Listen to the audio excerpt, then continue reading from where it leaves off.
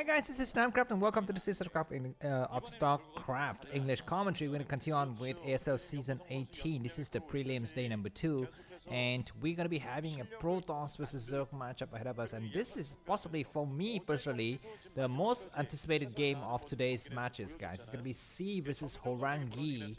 This is part of Group H, and C, this is his second chance to qualify because he lost in yesterday's games, right? So first, I think he won against Calm, and then he lost against Rain. Both are very strong players, and Horang2 is not a scrub, guys. He's very strong, and it looks like so far after the first game, C is leading 1-0. So if he wins one more game, he's clear for the win. But it looks like Horang2 has got a good straw. He has got a good draw. He's going to be coming out and going for the gas steal. This is really unfortunate because 3-player map. I mean, who would have thought that he would scout right after the pylon? He would find you first. 50% chance. Then Horang2's got the better end of the stick, and I like that because I like the games to be, very much close to each other. So we have just a little bit more, encounter between these two players. But anyways, this SCV is gonna get pestered by the probe here, and just gonna give you the information here. This is going to be the map Apocalypse, 3-player map with a volcanic tau set. And in terms of win rate for Terran players, they enjoy a 48% win rate against Protoss. So Protoss has got a slight advantage on this map. Let's see if Horang2 is going to be able to convert that advantage into a victory here, which would lead us to the final game, the third set, and I would like that very much. Anyways, the gas steal has been executed. We're going to be having possibly either going for a quick expansion by C, or maybe a second barracks or something of that sort. But anyhow, looks like C is scouting in the wrong direction, so problems compounded here, which is good because I don't want C to win it so easily, even if he's a very good player. And actually, either of these players, qualifying would be great. I think C qualifying for some of you would be a little bit more electrifying, a little bit more climaxing, right? Because you want to see this guy who returned from his downfall and who make it back into competitive StarCraft. And C is the founder and the leader of the university clan YB, I think, where Beth has found his new founded environment where he's making a lot of money. So that's good for him. And C is, he's one of the pivotal figure of the university scene. So I think in Korea, people have completely forgiven him. He's been doing so much, so well, and doing a lot of good things for the community that Koreans, I think they love him now, which is nice. All right. Anyways, Cold Hippo. That is the other nickname for Horang2. It's gonna come out here. This probe is gonna chase the SCV. The Dragoon's gonna possibly just forget about SCV and go towards the expansion.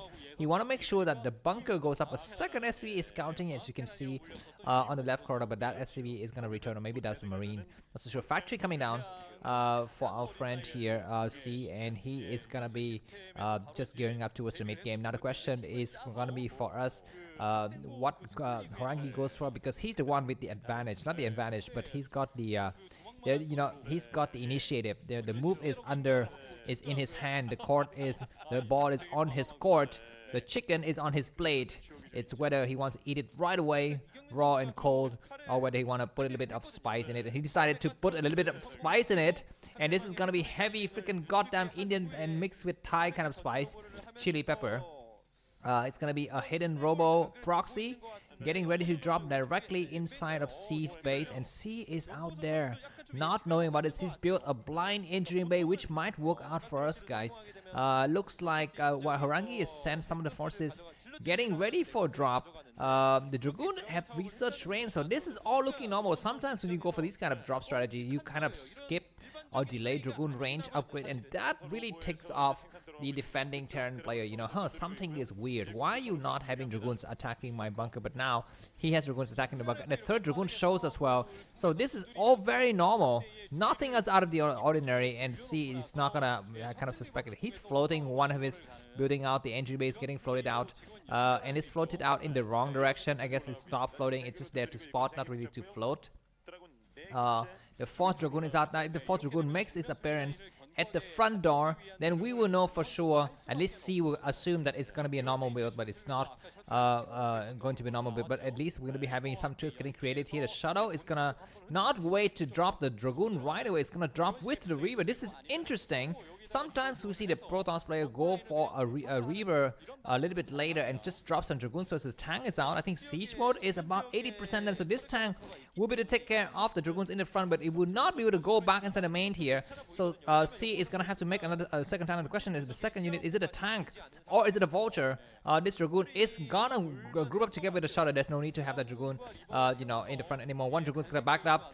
Very good, very classical, very textbook, you know, execution here from Horang2. Now let's see how good C defends against this. Looks like the Shadow has loaded up the cargo. It starts to go in the double. The tank is sieging in the front door. This is a bad idea. It would take a couple of seconds for the tank to unsiege and go inside the main. And the Marines who need to leave the bunker as well. How many Marines will leave the bunker? That's gonna be the question. Looks like we're gonna have just a single turret. The Shadow's gonna land here with the Reaver. It's gonna take a shot against what the S. Okay, it's gonna try to attack the turret. The tank has unsieged. That is a beautiful shot. The second shot is great, destroying so many SV. The Dragoon's gonna try to attack the tank now. He's gonna try to attack the SVs, attacking it. Looks like the tank's gonna unsiege. We're gonna land both the Reavers, and the Dragoon's gonna attack that Reaver. And looks like one tank down. The Dragoon die. The Dragoon die, but the Reaver's gonna take a good shot against SV. Deciding to attack the SV isn't a bad idea. We have a turret in the corner, and Horang2 needs to be super careful. He's gonna be trapped. He's gonna be trapped. He's gonna try to take a shot against the tank, and that's great. He's probably gonna land one more shot, and the tank is gonna get repaired, but not in time. So many SCVs are exploding, and SCVs cannot mine effectively. It's gonna be another great shot if Horang2 is able to actually hit it. It's not a hit shot, it's a dud, but still that's good. Something else is gonna be coming out of the factory. I think that is gonna be another great shot against the SCV. That is a super great, crazy ass shot. I think the Shadow can leave now. I think it's gonna be better to leave. Now the question is, the game, is it ended? It's not yet ended. He's gonna try to snipe the last SCV. Come on, he does it, and he kills another SCV, and he saves the Reaver. Don't try, don't push your luck. The Reaver is hot red, man. The Reaver is gonna die. Any kind of impact on it, the Reaver would die, but he's gonna try to force his enemy to make as many turrets as possible and retreat. Does he make a command center, excuse me, a nexus behind it? That's gonna be the question that I want to ask here. It looks like the probe is gonna make an expansion now, so the game is gonna stabilize. So I think that Reaver and the Shadow paid fair and square for the price of the investment. And the good thing though for Horang2 is that he kept everything. Now C's gonna have to come back. His card, his trump card, is gonna be going for that mid-game push with his +1 weapons upgrade. But of course the armory is not yet great. It looks like Shadow with speed completes. By the way, this Robo is all the way out here in the middle. So if C can just try to go for one nice attack, he can actually snipe that Robo, and that would give him a slight advantage. So on the other side, I think Horang2 need to be super careful as well. If he actually can keep that Robo running for some time, he's gonna be clear for the win. We're gonna be having the Shadow returning there. The Shadow has not yet recovered the full health. He's gonna be super careful. There's a turret there. C knows, excuse me, Horang2 knows. He's gonna snipe it and then return. He's gonna take some shots at the Academy. The tank is unseating. That's gonna be a beautiful shot. The second Reaver, I think, was sniped. That was really unfortunate that the Reaver attacked the Academy, man. He does attack the Academy, and that Academy get destroyed. So that was a lot of money lost, and this supply depot is gonna fall as well. He's gonna do one more shot. No, it's not able to do any shot, and that Reaver's gonna return. So that's a little bit unfortunate that one of the Reavers died. Supply-wise, after 9 minutes of the game, Horang2 is 80 and C is 67. The game is so close to call with the third base for Horang2 is gonna come down now. So that's gonna be nice. We're gonna be having 2 factories. The starport is done. The science facility is gonna be made. So the question is C gonna go out for some drops of his own here to, you know, bring some tears and fears into his enemy's eye, just the same way that he received from his enemy. We're gonna be having more factories come out, and we're gonna be having observers just in a various location to spot here. So the game is quite even. So we're gonna take this chance to read some advertising. My name is Namcraft. Welcome to the channel. Why is my channel special? It's not special at all. If you ask me, it's kind of a boring channel, but I try to make some little details to make your game a little bit more entertaining to watch. I try to organize things by playlist. I have playlists by matchup, by by players, by maps, by tournaments. So please check those playlists. I even have a playlist for the best games of the year. So if you just feel like, you know, reliving the past and watching some of the best games with Namcraft voice, please go ahead and check out best Starcraft games of the year 2024, 2023, 2021, blah blah blah. Something else that is very, very special about my videos is that I have a little bit of slight disorientation in the audio channel. So there's going to be some Korean on the left side and some English on the right side. If you are bilingual like me, actually I'm not bilingual. I speak like 5 languages, but if you are something like that, then you would enjoy this kind of, you know, nice little peaks for me, I think. Something else that is special about these kind of casts is that There's going to be some ads, so I apologize for that. If you don't want to have any ads at all, you can join the Telegram channel called Broodwar Forever. The video is posted on that Telegram channel. It doesn't have any ads. Or you can just also try to subscribe. I guess not subscribe, but join some of the subscription plans and buy me a coffee, and you're going to be having access to some of the games without any ads at all in a separate playlist. By the way, you know, these kind of almost live tournaments such as ASL, KCM, blah, blah, blah, I will only have ads in the middle of the set. I will not have ads, you know, like a game that is 40 minutes long, we only have one ad. That's it at the beginning. So I hope that you enjoy that. In exchange, I ask for your support to buy me coffee. $1, $2, it's going to be just enough for me to sustain my liveliness because I have other ways to make money. I work many jobs, one of which is going to be in a convenience store. But let's get back to this game. Looks like we're going to be having drops attacking by us. See here on the right hand side of the map, he's going to traverse a large distance to go forward. The Reaver is going to take a shot, but what is he doing? He's going to be able to kill one tank maybe. If he was the other guy, whose name is Snow, he would, you know, pick up the Reaver and immediately land it to take a second shot, because the first shot, once it's already been deployed, there's no need to take up the Reavers anymore, right? Just landed right away, you're gonna be able to take the second shot. But anyways, we're gonna be having the dropship attacking here. This probe is scouting correctly, so if C doesn't scan the 430 position, he will not be able to see that. He walked right through everything, so that's gonna trigger the alarm inside of Horang2's brain. He's gonna return with the rest of his force. You can see white dots moving across the map, and he's gonna be able to intercept. But let's see how fast he's gonna be able to intercept, because the pylons are blocking that area. The pylon have blocked this area. Only Zealot can walk through.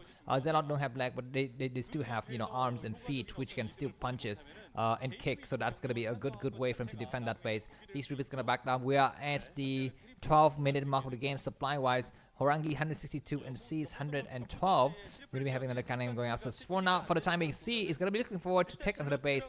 I mean, this containment is very usual as you know, what we're seeing between Protoss and Terran players. We're going to be having a command center building inside. So that signals to me that C is going to try to take the base at the 1 o'clock position. I don't like that.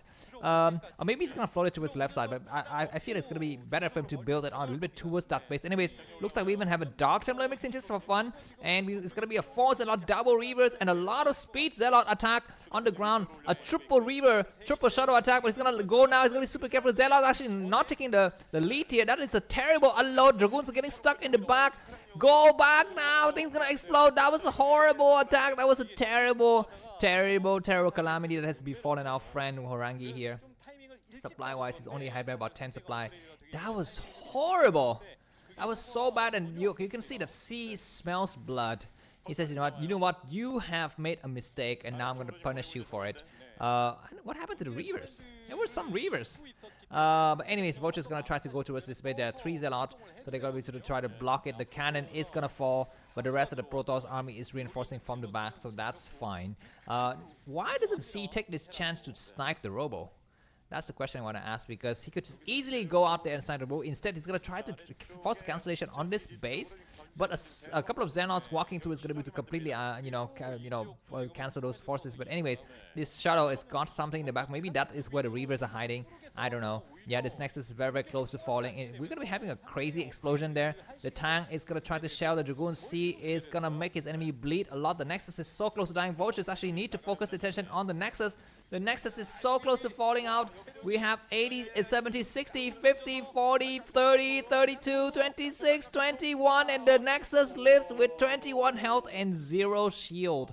That was freaking goddamn ridiculous, and Horang2 has, gone back some of the advantages that I had kind of blindly and freely given to see in the previous engagement. He needs to build something at that base to cover it, because I'm sure C is going to be looking forward to sniping it with with some Vulture run by, or possibly some tank drops a little bit later.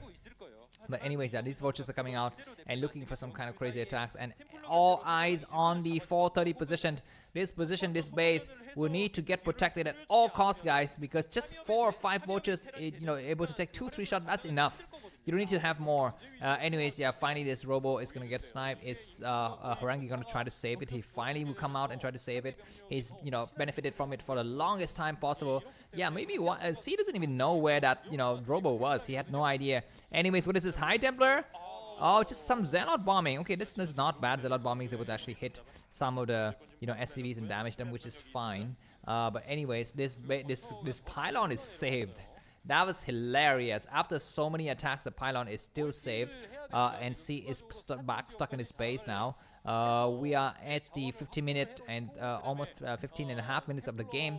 C's got 157 supply. Horang2's got 190, almost maxed out. We're going to be having some crazy battles. Goliath range is being upgraded. A lot of factories pumping out. A lot of, you know, mechanical units here. +2 weapons and +1 armor for the Terran player. Very, very strong. And for the Protoss player, it's going to be just +1 weapons instead of the usual upgrade sky cycle of these players. Anyways, Watcher's going to get on the high ground and walk right through and do some mind drag. What are you doing? Go and mind drag those son of a freaking gun, guys. Looks like we're going to be having some small mind drag, but not satisfying enough. Not the big boom boom moment you want to expect. Anyways, what's happening here? This Zelle is going to try to come out and destroy the supply depot. Attack the other supply depot, not the one on the north side. Attack the one on the southern side. This dropship is going to get sniped. Come on, attack it. The dropship is so close to dying. Looks like C is not microing the dropship. He loses the dropship. That's terrible. This Reaver is going to be able to attack some shot, but that's going to be the end of its life here. Killing that SCV is the final constellation prize. But that area is open up for more drops later, if Horang2 wish to do so. Anyways, 4 base Protoss versus 3 base Terran, and Horang2 is going to take that base at the 430 position, which is nice. The game is very much macro oriented. We like that. Finally, we're going to be having the temp top strategy. Temp toss strategy applied here by Horang2. A lot of high temperatures and Zelle bombing from the sky. I'm quite sure he's got another robo in his main, because it looks like the pylon that is no longer powering the robo in the middle of the map. We're going to be having some small engagement here. C has got a huge supply. Why are you attacking against his high ground? High Templar getting sniped right away without firing a single shot. That was so terrible. These highly upgraded tanks are so strong, and C is so close to qualifying for ASL Season 18, round of 24. His mechanical, I don't know, living, breathing monster is so huge. And like all of those high templates that just got created, they all got destroyed. And supply-wise, why am I keep on saying YSC? Because C's nick is YBY. Horang2 doesn't have anything. He's got some small forces, but it's not enough. You need to transfer probes towards the new base and hope and pray that C has somehow forgotten about that base existence. We're going to be having another engagement happening here. Zelle need to kind of take the bait, and we're going to be having more dropping. This is great drop to damage some of the tanks. Beautiful drops, but High Templar casts a storm. He's not able to cast a storm, and the game is, you know, nearing the closing minutes here. YSC, C, not YSC, is 147 supply, and Horang2 is 146. A new base gets created for Terran, so 5 versus 4, and C is very, very close to winning the battles. He's penetrated the middle area. He enters the high ground just outside of Horang2's expansion now, and Horang2 is in serious trouble. His Dragoon's gonna melt. High Templar does 1 good storm, 2 good storm, 3 good storm. No, not fast enough. His fingers are slow, like my fingers, the fingers of an old man. And ladies and gentlemen, it was a nice, sad, not nice, sad, a nice, valiant fight for Horang2, the guy who builds, you know, perfectly symmetrical gateways. His Dragoons on the right side are not attacked, not being used at all. What is he doing? He comes over and he wins his battle. Okay, at least he wins his battle. But more battles are to be, you know, to be fought in the future. So that's going to be a problem here. What's happening is just more forces being produced. But I feel like Horang2, I guess it's just not the caliber that needs to get qualified in the next round. And seeing him in the next part of AS is going to be nice. I like that. Has he ever won anything? I don't think so. Just quickly check here. Out of the Terran players, only Flash, Light, and Last have won a gold medal in previous Starcraft Olympics. C is not among them. So anyways, this base will fall, and everything else will cascade like the dominoes. Here, High Templar getting sniped. Use your High Templars. Maybe don't have energy. He's gonna try to drop some Zelle out here. Okay, he's gonna have some Dragoons from the back to support, which is okay. High Templar is gonna cast a storm on itself. Doesn't have energy though. That's slightly unfortunate. YC loses the first base, and things will follow suit, so that's slightly unfortunate here. So anyways, if you're a Terran player, I hope you have enjoyed this cast. Feel free to buy me a coffee. The link to that is going to be in the video description. My Zelle account is namkraftvn@gmail.com. If you're not from America, you can just use your credit card or your PayPal account. The link is in the video description. Don't send me periodic payments, because I don't want you to forget about, you know, that payment you made to me, $2 per month, and that is going to be kind of bad. So just buy me one-time payment. $2 works, $3 works, $1 better. because, you know, I live in the poor communist countries. I don't need money that much. Money doesn't mean anything in my country. Honor and discipline and correctness is what matters more. But anyways, this fight was valiantly fought by Horang2. He's not yet given up. He loses a base, so temporarily he's on even basis compared to his enemy, but he was still to try to fight more, and C has bleeded a lot of forces. Even though he's, you know, been doing a lot of good victories, he's bleeded a lot of forces. He doesn't trade efficiently, just like how you normally expect Terran players to trade. He's kind of going a little bit far forward and just throwing tanks away. We're gonna be having a storm drop though against a 9 o'clock ship, and that's gonna be something to look into. But these vultures are gonna be coming here for some harassments, and looks like some forces, dragoons, are gonna be coming from the back to support here. There are some cannons that probes need to run away for their life. Let's take a look at 9 o'clock. This drop happens right now. There are no mines. There are no tanks. High Templar is going to cast. Beautiful storm. What is he doing? That was a pathetic storm. He needed to storm the SCVs as they leave the area, and these probes all died. Looks like Horang2 was not paying attention. Even the cannon was being destroyed here, and he need to remake probes or resend probes here because he's mining out of one base now. Temporarily, he's got only one base. That's really, really sad. He's behind by about 20 supply. These dragoons gonna have to come out here to save that to save the base from that vultures. But yeah. Anyways, yeah. Of course, Horang2 doesn't want to give up so fast because this is his last game, and he will have the chance to fight in the future. So, what are you guys up to these days? What are you doing this weekend? Leave me a comment. I think all of you have successful businesses, or you are big managers and big companies, right? With beautiful wives and lovely children and annoying, in-laws to take care of, just as everyone does. So I hope that you have a great weekend, and hope for your continued support in the future. Cast, stay with me because I may die, but my incarnations will be still there to haunt you.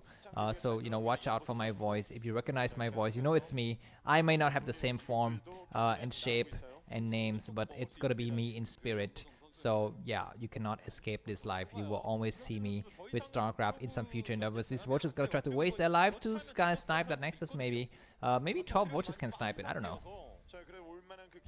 Anyways, some Zelle bombing here, just taking care of some lone tanks.